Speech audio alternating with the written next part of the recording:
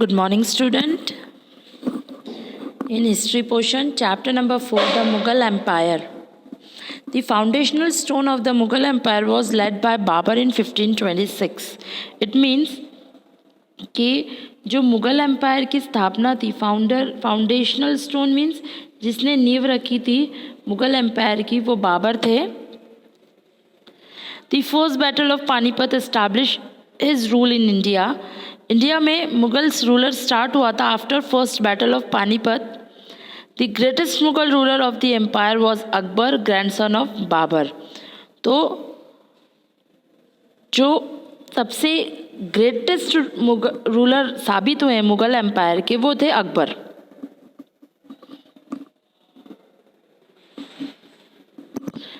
The Mughal contribute to well-established administrative network and extended patronage to art and architectures. तो Mughals जो थे उन्होंने एक बहुत वेल एस्टैब्लिश एडमिनिस्ट्रेशन इस्टेब्लिश किया था. साथ के साथ मुग़ल एम्पायर में हमें और जो इम्पोर्टेंट चीज़ें नज़र आती है वो उनका आर्ट है, उनका आर्किटेक्चर है. The Mughals claim lineage from two great rulers. तो मुगल्स को टू ग्रेट रूलर्स का सपोर्ट था, या इट मीन्स वो उनके वारिस थे. जो कहते हैं ना हम, जैसे Genghis Khan from Babar maternal side and Timur from his paternal sides. यानी जो बाबर थे उनको मैटरनल साइड के किसको कहते हैं? मातृत्व जो होता है, मातृत्व पक्ष यानी ननिहाल पक्ष जो माता की तरफ से होता है. तो चंगेज़ खान उनके माता की तरह से सपोर्ट में थे, और तैमूर का जो सपोर्ट था उनको उनके पैटर्नल साइड से यानी पिता का जो पक्ष होता है, जो परिवार होता है. तो चंगेज़ खान माता का परिवार, पैटर्नल साइड्स तैमूर का पिता का परिवार. तो ये दोनों ही ग्रेट रूलर्स का सपोर्ट था बाबर को. The Mughals prefer to be called Timurids. Mughals जो थे टिमूरिड्स कहलाना पसंद करते थे. And felt they had a legitimate claim. Legitimate means वैध. ये सही है, कंफर्म है, वैध है, हम कुछ अवैध नहीं है, गलत नहीं कर रहे, सही बात है.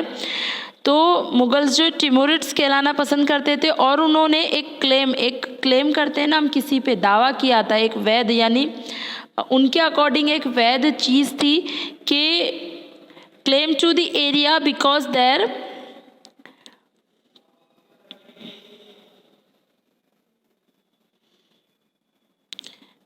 There great ancestor had capture Delhi in 1398. उन्होंने ये दावा किया था कि हमारे जो पूर्वज थे उन्होंने 1398 में दिल्ली को कैप्चर किया था.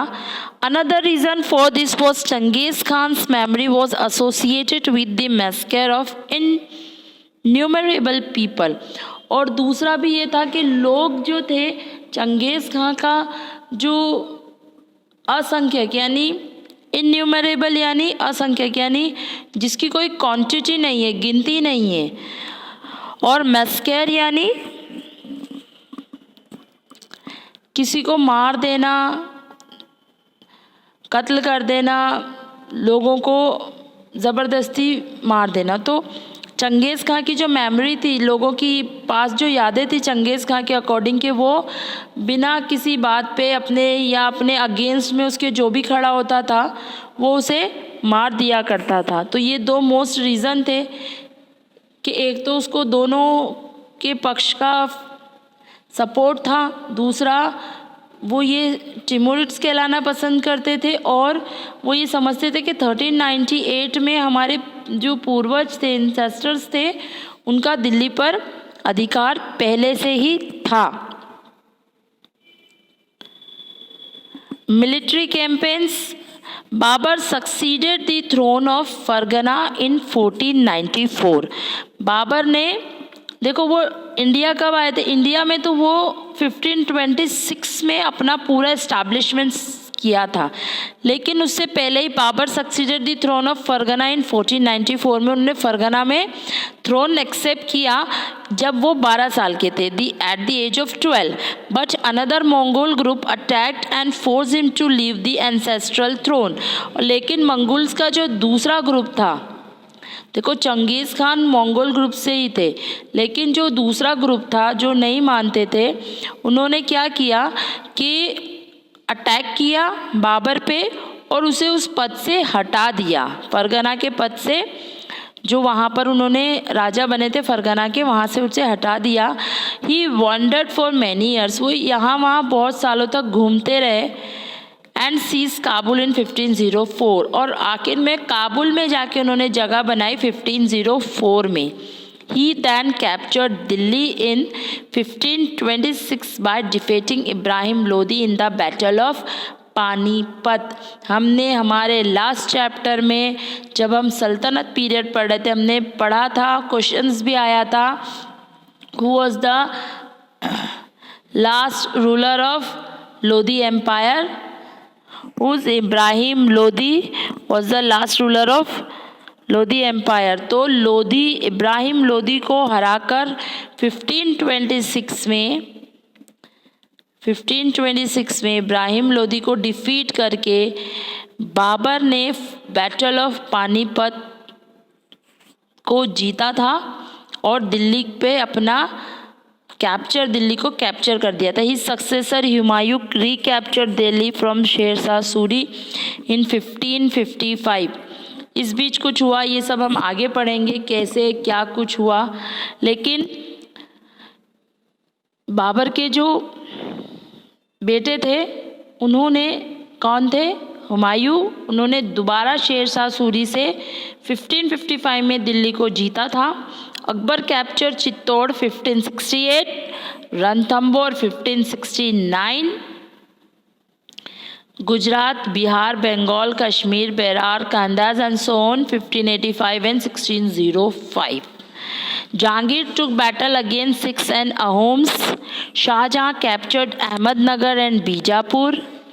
Aurangzeb pursued a long fight in the Deccan. ये जो चीज़ें हैं, ये पूरी चीज़ें ये बताती हैं कि कौन किसने कितनी फाइट्स और कितने एरिया को कैप्चर किया मुग़ल एम्पायर में इन्वॉल्व करने के लिए। The succession tradition of the Mughals was not of primogeniture manner, instead they follow the Mughal and Timurids custom of coparcenary inheritance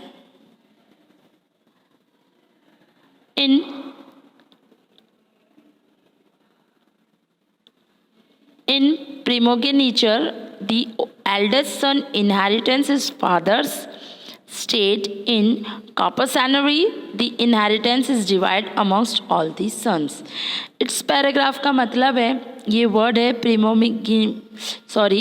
primogeniture and coparcenary means in this primogeniture means कि जो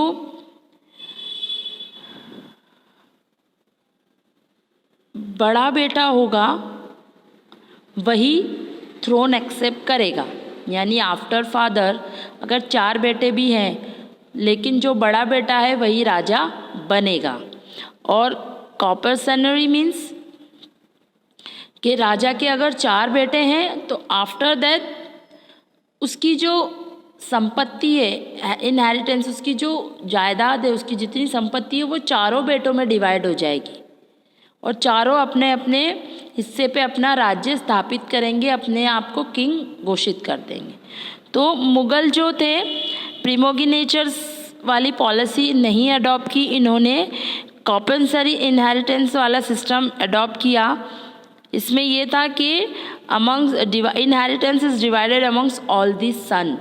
तो इन्होंने इस पॉलिसी को ज़्यादा बेटर माना, ना कि इस प्रिमोगिनेचर को।